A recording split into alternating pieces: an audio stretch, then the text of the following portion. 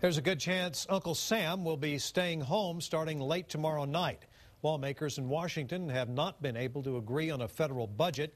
If there is no last-minute agreement, Friday at midnight, parts of the federal government will shut down. To explain how that will affect you here in the Austin area, KXAN's city reporter Reagan Hackelman joins us live from the UT campus.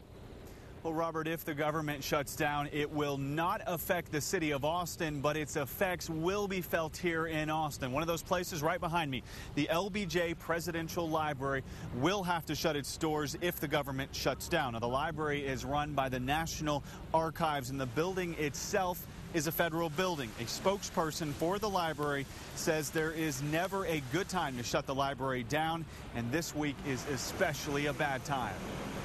We just opened a new exhibit called Left to Right, Radical Movements of the 1960s, and we are right next door to the Texas Relays. So traditionally, this is a very busy weekend for us, so we want to be open to welcome our guests.